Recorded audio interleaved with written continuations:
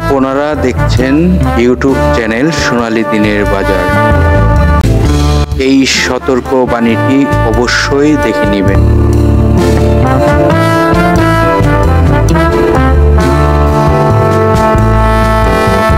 সম্মানিত বিনিয়োগকারী ভাই ও বোনেরা, আজকে আপনাদের সাথে যে স্টকটি নিয়ে আলোচনা করব সেই স্টকটির নামটি ইতিমধ্যে আমাদের ভিডিওর টপিকে দেখেছেন এবং থাম্বনেলেও দেখেছেন।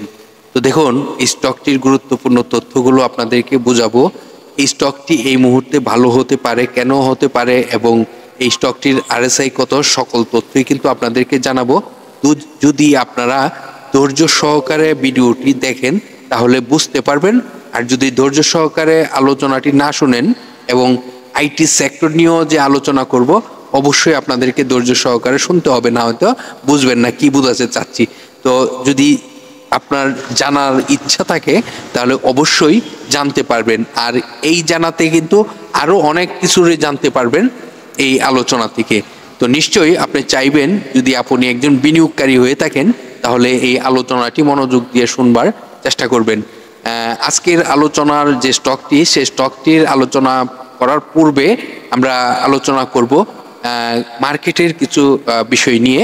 আপনারা সকলেই অবগত রয়েছেন, গত কার্য দিবসের মার্কেটের DSE 1 সূচক মাইনাস হয়েছে 5.66, যেখানে আমাদের মার্কেটটি ধীরে ধীরে এরকমভাবেই কিন্তু কমিতেছে।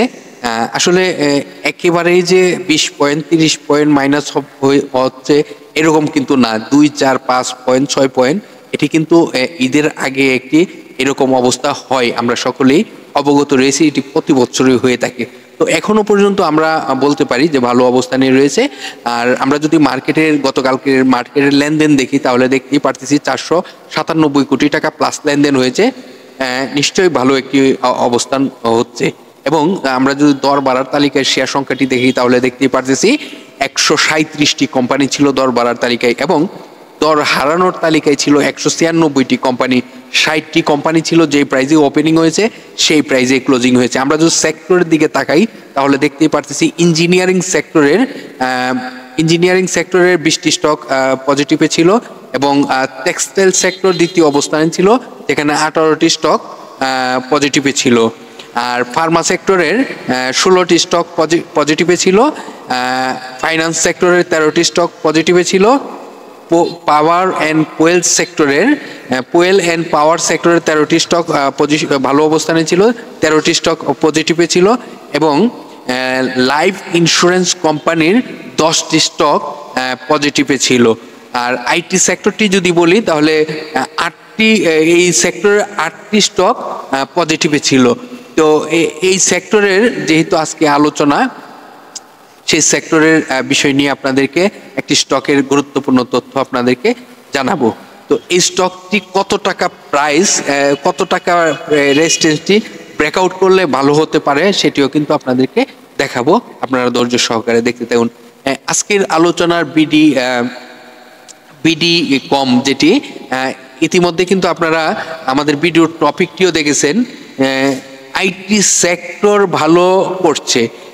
বিডি কম কেমন হবে, দেখুন বিডি কম কেমন হবে আপনারা আলোচনাটি থেকে বুঝতে পারবেন।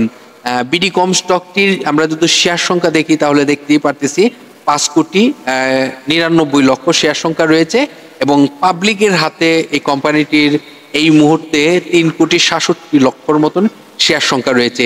এই কোম্পানিটি আপনারা জানেন জুন ক্লোজিং একটি কোম্পানি, এবং এই কোম্পানিটি তার ন্যাব রয়েছে 15 টাকা 26 পয়সা। আপনারা জানেন গত কার্য দিবসে 25 টাকা 25 পয়সাতে ক্লোজিং হয়েছে। এই কোম্পানিটির দুটি আর্থিক প্রতিবেদন প্রকাশ করা রয়েছে, যেখানে ফার্স্ট কোয়ার্টারে আয় রয়েছে 30 পয়সা, সেকেন্ড কোয়ার্টারে আয় রয়েছে 26 পয়সা। এই কোম্পানিটি গত অর্থ বছরে 5% ক্যাশ ডিভিডেন্ড দিয়েছিল। এখন আমরা এই কোম্পানিটি ডিএসসির ওয়েবসাইট থেকে আমরা আরো অনেক তথ্য সংগ্রহ করার চেষ্টা করব। তো চলুন একে একে আমরা আজকের আলোচনার বিডি কম স্টকটির এই স্টকটি বিগত 52 ওয়ার্কিং ডের মধ্যে 18 টাকা 30 পয়সা সর্বনিম্ন প্রাইজে আসছিল, এবং সর্বোচ্চ প্রাইস হয়েছিল 34 টাকা 60 পয়সা পর্যন্ত। এই স্টকটি বাংলাদেশ পুঁজিবাজারের তালিকাভুক্ত হয়েছিল 2002 সালে। কোম্পানিটি এক ক্যাটাগরিতে রয়েছে, এবং এই কোম্পানিটি আমরা যদি দেখি তাহলে দেখতেই পারতেছি এই কোম্পানিটি 2007 সালে তারা স্টক ডিভিডেন্ড দেয় এবং এই কোম্পানিটির ডিভিডেন্ড হিস্ট্রিটি যদি আপনাদেরকে বলি, তাদের স্টক ডিভিডেন্ড এবং ক্যাশ ডিভিডেন্ড কিন্তু তারা দিয়ে থাকে এবং এই কোম্পানিটি চমৎকার একটি অবস্থানে রয়েছে। এটি আইটি সেক্টরের বিডিকম। তো বিডিকম স্টকটির আরো গুরুত্বপূর্ণ তথ্য আপনাদেরকে দেখাবো। দেখুন, এই স্টকটির শর্ট টাইম এবং লং টাইমের যদি আমরা লোন দেখি তাহলে শর্ট টাইমের জন্য সামথিং লোন রয়েছে এবং লং টাইমের জন্য কিন্তু সামথিং লোন রয়েছে। তো এই কোম্পানিটির যদি আপনারা বিস্তারিত আরো তথ্য সংগ্রহ করতে চান তাহলে আপনাদেরকে চলে যেতে হবে এই কোম্পানিটির ওয়েবসাইটে। ওয়েবসাইটে কিন্তু আপনাদেরকে প্রতিটি ভিডিওতে কিন্তু আমি বলি যে কোনো স্টক যখন আপনি চয়েস করবেন তখন তাদের ওয়েবসাইট রয়েছে, ওয়েবসাইট থেকে গিয়ে ক্লিক করে তাদের কি পণ্য নিয়ে বাজারজাত করে থাকে এবং এই কোম্পানিটির তাদের যে ওয়েবসাইটে নোটিশ বোর্ড রয়েছে, নোটিশ বোর্ড থেকে আপডেট কি তথ্য রয়েছে সেই তথ্যগুলো কিন্তু আপনারা যাচাই বাছাই করবেন। যদি মানে এই স্টকটি, যে কোনো স্টক যদি পরিকল্পনা করেন যে এই স্টকটিকে নিয়ে আমি ভালো একটি প্রফিট করতে চাই, তাহলে যে কোনো স্টকেরই এই তথ্যগুলো সংগ্রহ করা প্রয়োজন। এখন এই স্টকটির আমরা দেখব সাপোর্ট কোথায়, স্টকটি এই মুহূর্তে মুভমেন্টে যাচ্ছে, স্টকটির রেজিস্ট্যান্স কোথায়, এই রেজিস্ট্যান্সটি ব্রেকআউট করতে পারলে ভালো করবে, আর যদি ব্রেকআউট না করতে পারে তাহলে স্টকটি কিন্তু আবার কারেকশন হবে। তো সেই বিষয়টি আপনাদেরকে মনোযোগ দিয়ে বোঝানোর চেষ্টা করব, আপনারা যদি ধৈর্য সহকারে ভিডিওটি দেখতে থাকেন। দেখুন, আজকের আলোচনার বিডিকম স্টকটি, এই স্টকটির একটি রেজিস্ট্যান্স রয়েছে। এখন এই স্টকটি আমি যা দেখতে পাচ্ছি আরএসআই মুভমেন্ট, স্টকটি যেমন প্রাইস মুভমেন্ট করেছে আরএসআই মুভমেন্ট করেছে। এখন আরএসআই কত আপনারা সকলেই জানেন, 30 থেকে 70 আরএসআই স্ট্যান্ডার্ড আরএসআই। আমরা লো আরএসআই এন্ট্রি দিতে আগ্রহী থাকবো এবং হাই আরএসআই এ এক্সিট নিতে আগ্রহী থাকবো। দেখুন, এক্সিটের বিষয়টি 70 আরএসআই আশেপাশে কেন নিব, কারণ 70 আরএসআই যখন ব্রেকআউট করে প্রতিটি স্টকে কিন্তু তখন ফল করে, যদি কোনো ব্যক্তির হাতে ক্ষমতা যদি না চলে যায়।